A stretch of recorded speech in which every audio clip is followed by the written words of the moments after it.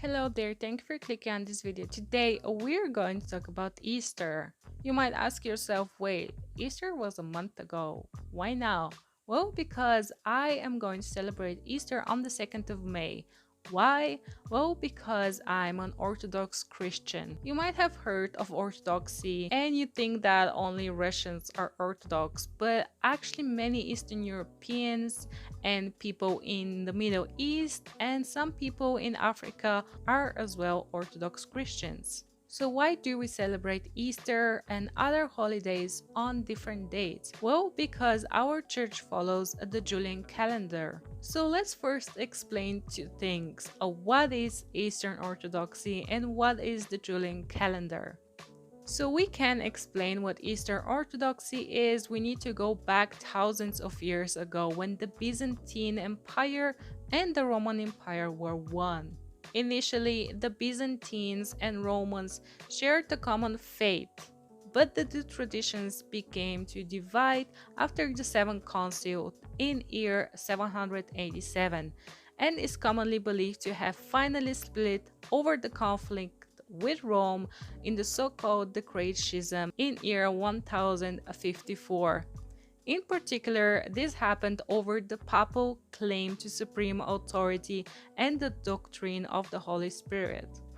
However, a decisive moment was the sack of Constantinople in year 1204 during the Fourth Crusade. The sacking of Constantinople by the Crusaders eventually led to the loss of Byzantine capital to the Muslim Ottomans in year 1453. So as you can see, there was a big divide between Byzantine Empire, aka the Eastern Christians, and the Roman Empire, aka the Western Christians. So let's talk about some differences between the Catholics and the Orthodoxy. Eastern Orthodox Christians recognize the Pope, but we simply do not care about him and about what he says and do not worship him at all. We do see him on the TV, on the big holidays, but they just say the Pope said something and we're like, cool.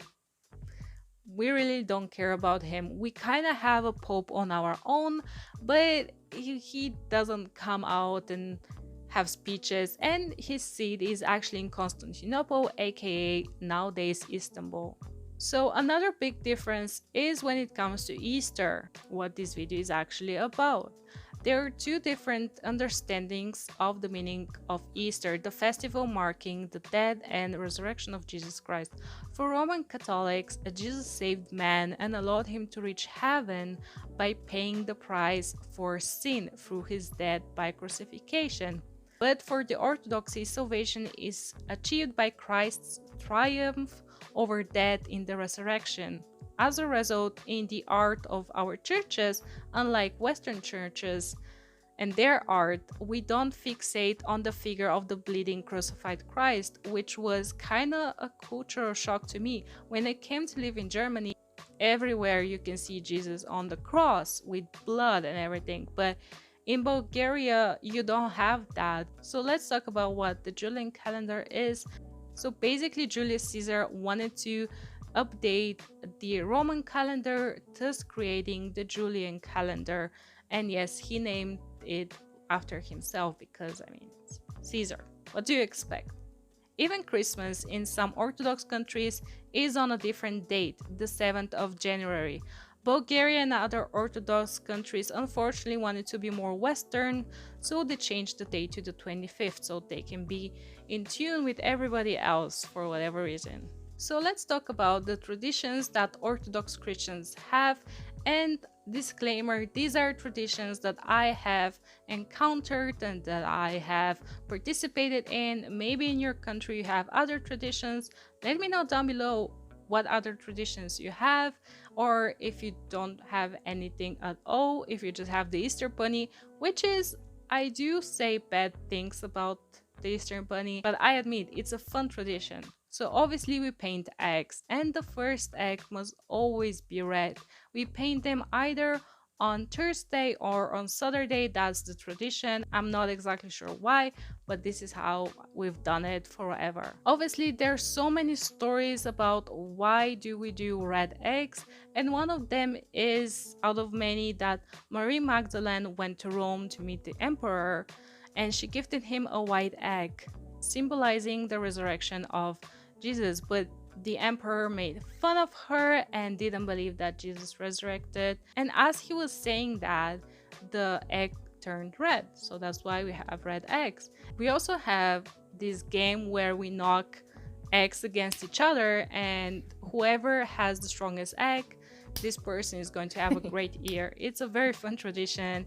It's kind of maybe the same as the Eastern Bunny. It doesn't really have a lot to do with Christianity, but it's a fun tradition. Another tradition that I have done and participated in, many Christians around midnight on Easter would go and walk around the church 3 times with candles. One time I burned a girl that was in front of me. I think I burned her hair or her jacket, I don't know, but I was like, okay, sorry, well, sorry. I didn't say anything. I was little, I was like 10, but it was fun. It's a friend's tradition, but keep your hair safe. And why do we do that? Why do we go around the church 3 times, you might ask, you weirdos?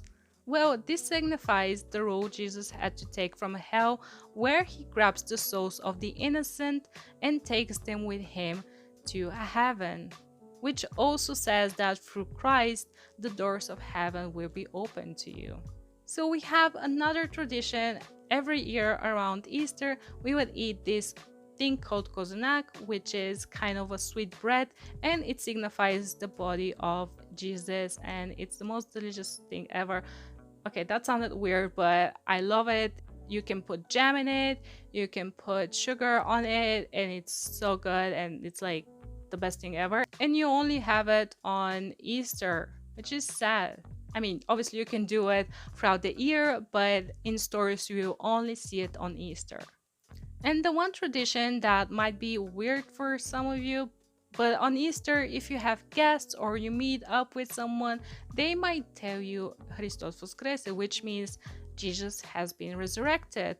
And you would have to answer Voistino Voskrese, which is yes, he indeed resurrected. I think it's a very nice tradition.